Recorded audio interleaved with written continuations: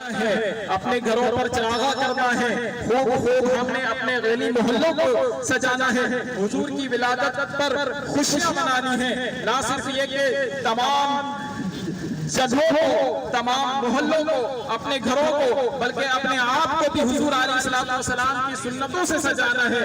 اب اپنے لبوں پر حضور علیہ السلام کی درود کے گجرے نشاور کرنے ہیں۔ جان محترم میرے معزز دوستوں اور بزرگوں، اللہ تبارک و تعالی جل جلالہ کا فرمان ہے، قل بفضل اللہ و برحمتہ، اے حبیب آپ فرما دیجئے کہ اللہ کے فضل اور اس کی رحمت پر فبذالک فلیفرحوا، کہ انہیں چاہیے کہ خوب خوشیاں منائیں، اور یہ خوشی منانا ان کے جمع کردہ دن دولت سے بہتر ہے۔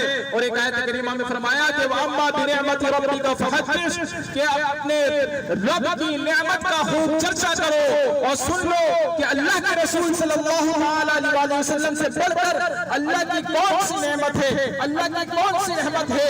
حضور علیہ السلام تو تمام جہانوں کے لیے رحمت بن کر آئے، حضور علیہ السلام تو اللہ کی سب سے بڑی نعمت بن کر تشریف لائے۔ تو حضور کی آمد پر ہمیں کس انداز میں خوشی منانی ہے، خوشیوں کا اظہار کرنا ہے، آقا پر درود و سلام کے گجرے نشاور کرنے ہیں، گلی محلوں کو سجانا ہے، ریلیاں نکالنی ہے، چراغاں کرنا ہے۔ عزیزان محترم، اللہ تبارک و تعالی جل جلالہ نے اپنے پیارے حبیب علیہ السلام کی آمد پر پورے جہان کو سجا دیا۔ جب حضور کی ولادت ہوئی، حضرت آمنہ فرماتی ہے کہ میں نے آسمان کی طرف دیکھا کہ ستارے اتنے قریب ہو گئے تھے، جگمگ کر رہے تھے کہ مجھے یہ خطرہ لاحق ہو گیا کہ یہ ستارے کہیں زمین پر نہ گر جائے۔ حدیث شریف کے اندر آتا ہے کہ حضرت جبرائیل امین جھنڈے لے کر نکلے، ایک کعبہ کی چھت پر لگایا، ایک مشرق اور مغرب میں لگایا۔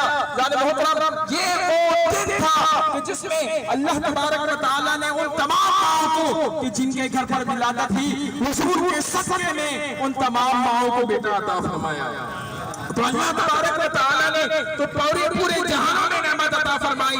خوشیاں منانے والے کبھی محروم